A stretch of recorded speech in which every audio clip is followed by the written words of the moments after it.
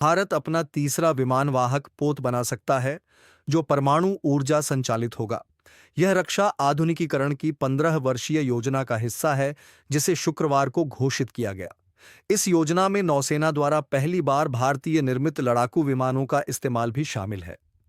चीन और पाकिस्तान जैसे रणनीतिक प्रतिद्वंद्वियों से घिरे भारत की इन दोनों देशों से हाल के वर्षों में घातक झड़पें हो चुकी हैं। ऐसे में नई दिल्ली घरेलू रक्षा कंपनियों पर तेजी से निर्भर हो रही है, ताकि क्षमताओं को मजबूत किया जा सके और रूस, फ्रांस और अमेरिका जैसे विदेशी आपूर्तिकर्ताओं पर निर्भरता कम की जा सके। रक्षा मंत्रालय की 2025 की रूपरेखा में कहा गया है, जैसे जैसे राष्ट्र आने वाले दशकों में अधिक चुनौतियों और जिम्मेदारियों को अपनाने की दहलीज पर खड़ा है, यह आवश्यक है कि सेनाओं को उसी के अनुरूप सुसज्जित किया जाए। इसलिए सार्वजनिक निजी क्षेत्र की अधिक साझेदारी ही आगे का रास्ता है। भारत फिलहाल दो विमानवाहक पोत संचालित करता है, एक रूसी मूल का और दूसरा स्वदेशी रूप से निर्मित। प्रस्तावित पोत परमाणु ऊर्जा से संचालित होगा, जो भारत के लिए पहला होगा। इससे लंबी दूरी और अधिक गुप्त ऑपरेशनों की क्षमता मिलेगी। दस्तावेज में कम से कम 10 परमाणु प्रणोदन प्रणालियों की आवश्यकता बताई गई है, ताकि विमान वाहक पोत और भविष्य के युद्धपोतों का समर्थन किया जा सके। यह भारत की हिंद महासागर में अपनी रणनीतिक पहुंच को बढ़ाने की महत्वाकांक्षा दर्शाता है। भारत नौसेना के लिए अगली पीढ़ी के जुड़वां इंजन वाले डेक आधारित फाइटर और हल्के लड़ाकू विमान शामिल करने की भी योजना बना रहा है। दोनों का विकास सरकारी कंपनी हिंदुस्तान एरोनॉटिक्स लिमिटेड कर रही है। अप्रैल में भारत ने फ्रांस के साथ 630 अरब रुपए लगभग 8 अरब डॉलर का समझौता किया, जिसके तहत 26 रफाल मरीन ट्विन और सिंगल सीट जेट लिए जाएंगे।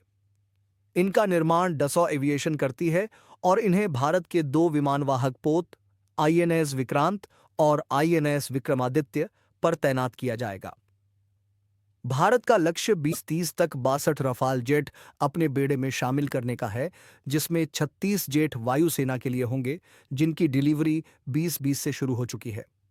इस समय विमानवाहक पोत सोवियत मूल के मिग-29 के लड़ाकू विमानों का इस्तेमाल कर रहे हैं। रूपरेखा में 2 इलेक्ट्रोमैग्नेटिक एयरक्राफ्ट लॉन्च सिस्टम खरीदने की भी योजना है।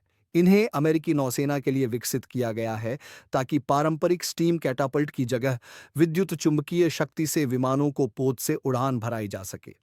इसमें ड्रोन पर भी विशेष ध्यान दिया गया है, जिन्होंने मई में पाकिस्तान के साथ हुई सैन्य संघर्ष में अहम भूमिका निभाई थी।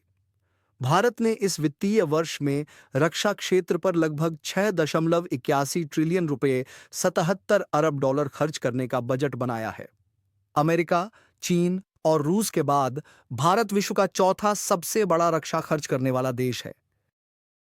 इस एपिसोड को देखने के लिए धन्यवाद। अगर आपको हमारा कंटेंट पसंद आया तो लाइक बटन दबाना न भूलें।